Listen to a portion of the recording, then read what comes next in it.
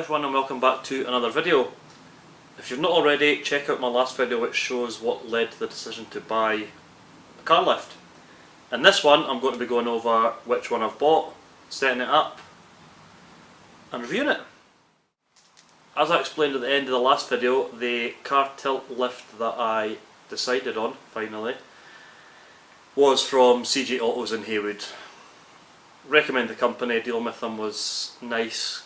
Having dealt with quite a few other companies, their customer service was terrible, absolutely shocking. Some didn't even reply, so yeah. Anyway, the model I settled on was the CL01, the 2-ton version, because there is a 1.5-ton version which is slightly different. The 2-ton version, which I'm going to go over, it's a 3-in-1 system. Basically it means it can be adjusted to 3 separate widths, and it means you can adjust it for different vehicles. So I went for that versatility, I went for the extra strength, half a ton. The majority of the time I won't need it, but it's there if I do down the line. So yeah, first thing I'm going to do is I'm going to go over what comes with it, what comes in the box and how it comes.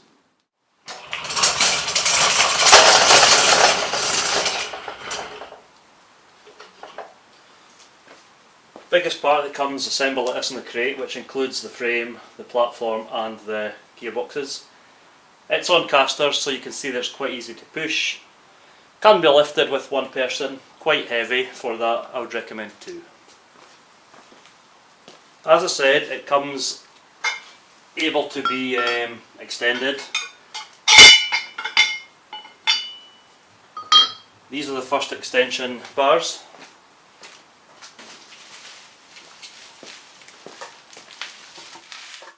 These are the same as these, still packaged up, but wider.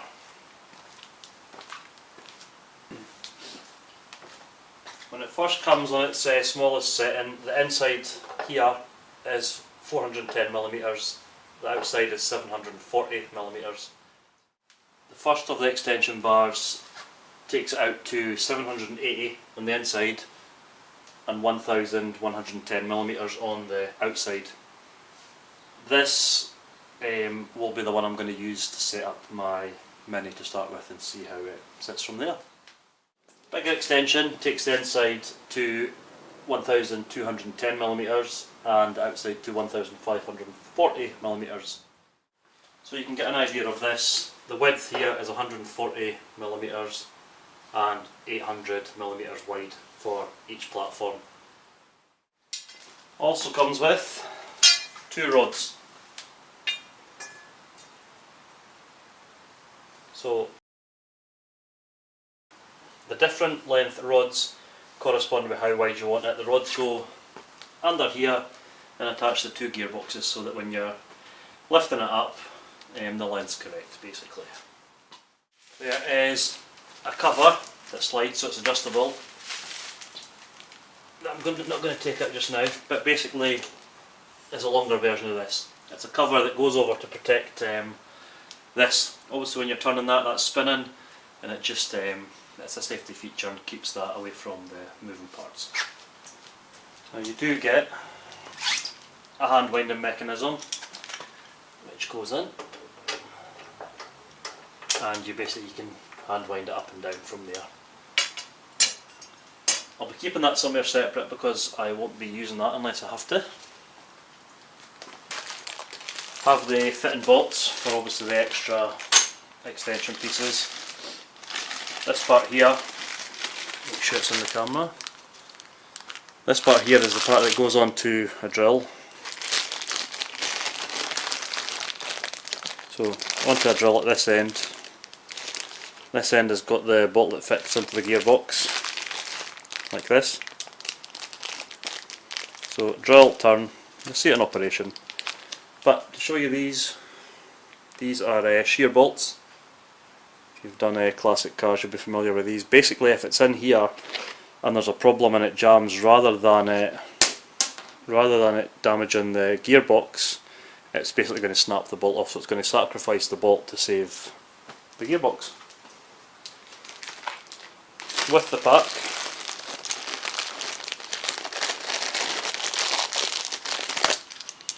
you get 4 of these, so keep them somewhere safe.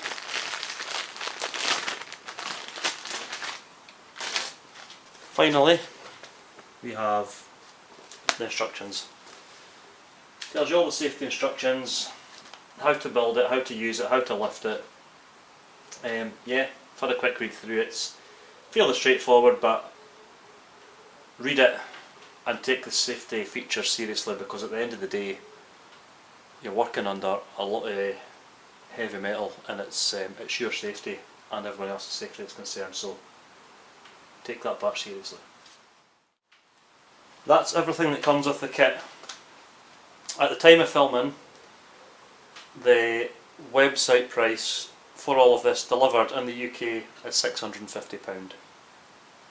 In comparison to the mid-rise lifts, the scissor lifts, the quotes I had back averaged about 2,300. So there's your comparison for the two I was looking at. This, as I explained, I'm not going to go over, was the one I chose for this one. Now when you're lifting this, you do get the hand crank, but you can use a drill, you don't need any power. What it recommends on the website and the instructions is that the drill is at least 1050 watts. It needs to be powerful because it's lifting quite a heavy weight. Obviously the lighter cars, minis, things like that, you probably would get away with a smaller one, but this I picked up for, I think it was £35, and it'll be used elsewhere in my garage, I'll use it for other things. So yeah, powerful drill, and that's pretty much it. That's everything I've got to keep me going with this at the moment. I'll go over the operation as it was explained to me by the owners and how it is in the book here. I'll set it to the right width for what I need it, and then we'll see it in use, and I'll tell you how I find using it and what I think of it and if it's worth it. Before I look at adjusting it, I've not tested it yet, so I'm just going to basically test it to make sure it goes up and down.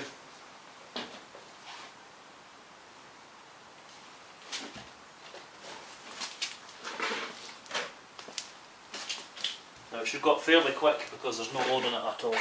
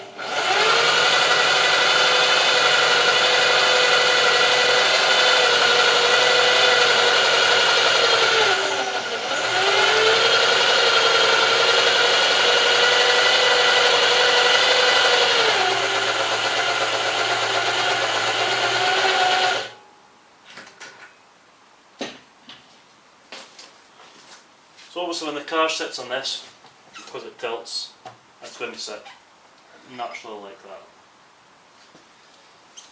And yeah, just short of full height there.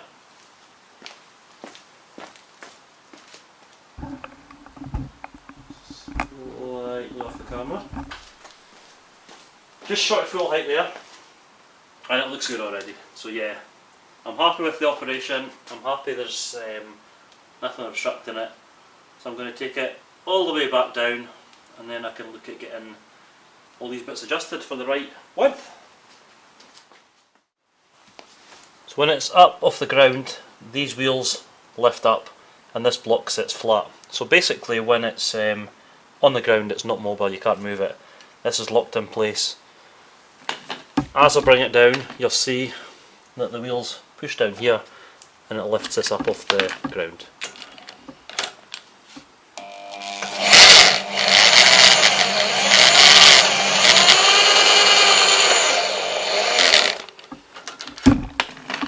And you can feel it slightly. Don't keep pushing it once it's all the way down, because that's when you will damage this or snap this. So yeah, you can see now there's a gap there that can be moved.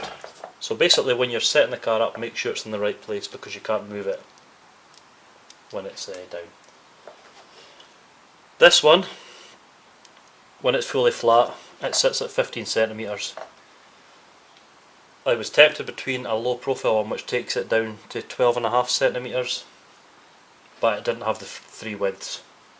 The Classic Mini is very low, and the exhaust sits even lower, so even the low profile one wouldn't have went under without incident. So yeah, I'm going to get all these bolts off, 8 in total, plus the bolts under here for the rod.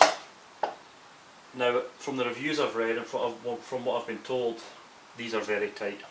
They're really tight in here, so I might need a bit of persuasion to get them off, and they will be probably quite fiddly putting back on. So this was one of the downsides of getting this one and having different projects, is that if I'm working on different widths of cars, it'll be a bit of a faff, basically, changing that. But I won't have to do it frequent enough for it to affect me at the moment. So yeah, what I was recommended by the company I bought it from was, when I'm doing this, flip it upside down so it's resting on its platforms, and that makes it easier to come off. So that's exactly what I'm going to do.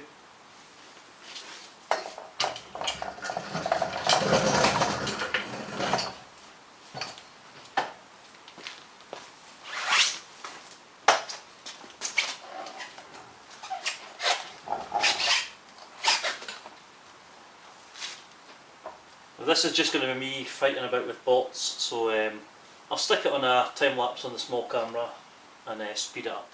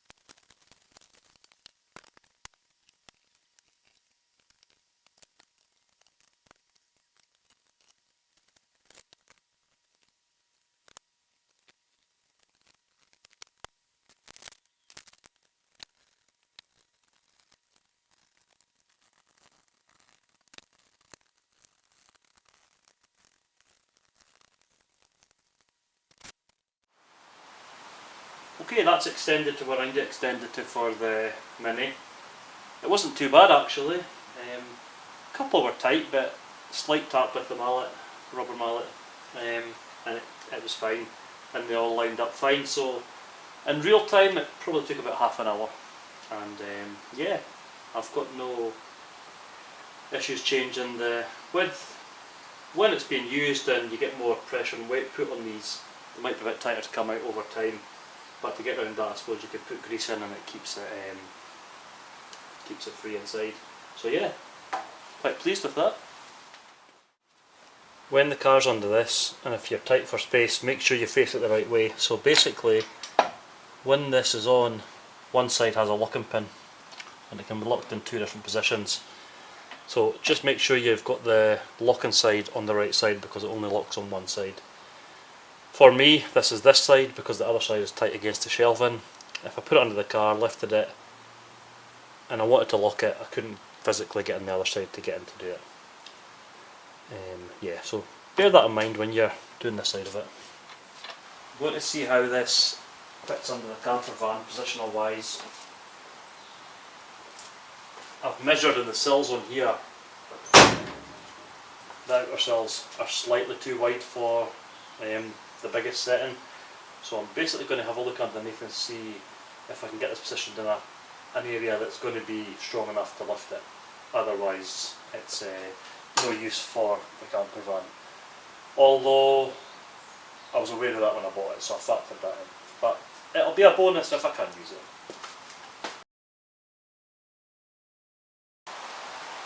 putting this under, I was quite optimistic that I might be able to amend it underneath so that I could use it in some form to lift, but the pivot bolt on the tilt-in ramps were catching on the underside, and I quickly discovered it was going to be no use for what I needed it for.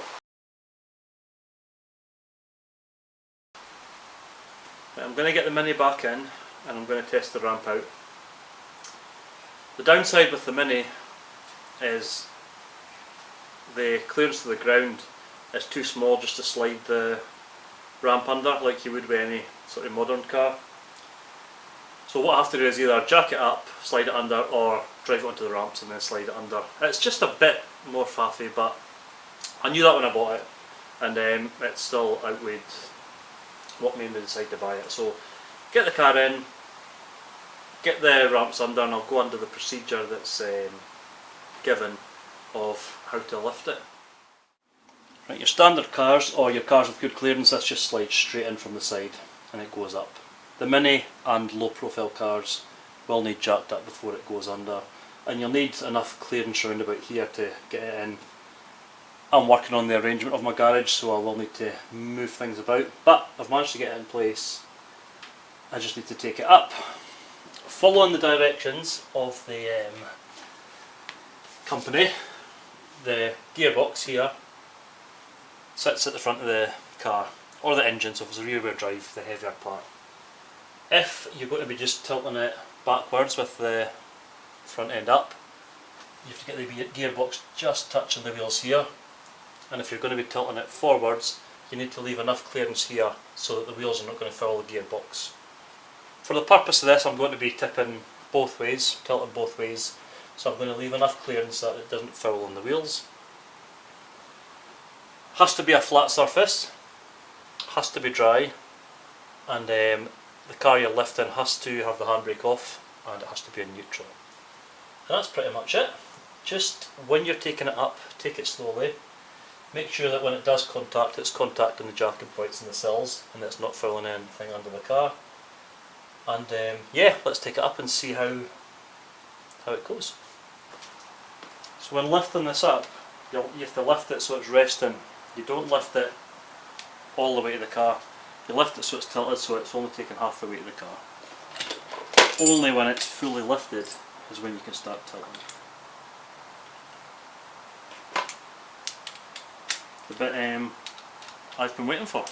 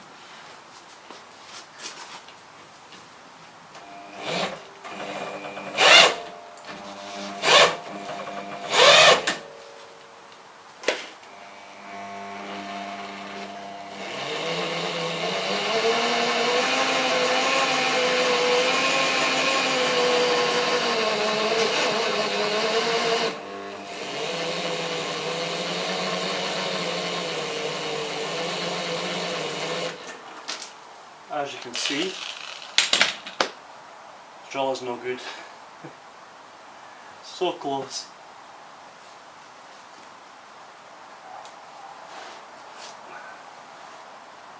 So close.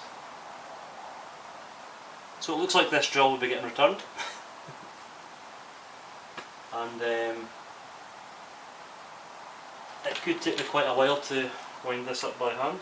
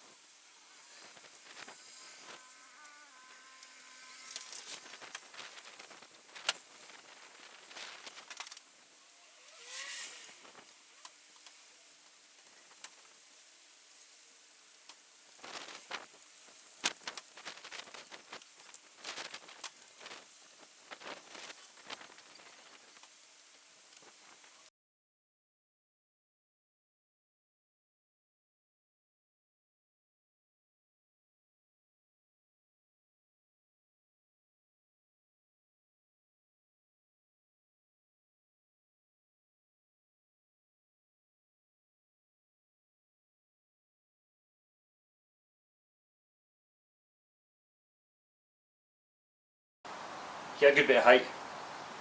The drill, brand new, packed in, it's obviously not up to the job. And doing it with the winder will take a long time. You can do it, and it'll be like a gym workout, but it'll take a long time. I need to position it slightly better. It's not balanced the greatest underneath, so yeah, it needs to come forward a bit.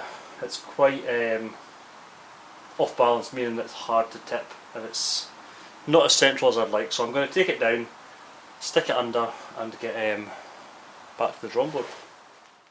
I finished filming there on that video, and I walked away quite disappointed, I have to say. There was quite a few things as I was setting up the ramp and using the ramp that I wasn't happy with. Not necessarily because of the ramp, just because of what I need it for and how I felt about it. So when I was setting it up, it's really solid, really well built, and it adjusted and came apart really easy. I was really pleased with that side of it. When I was using it under the camper van, I thought I might be able to make it work under there, but it wouldn't, so that was the first disappointing factor.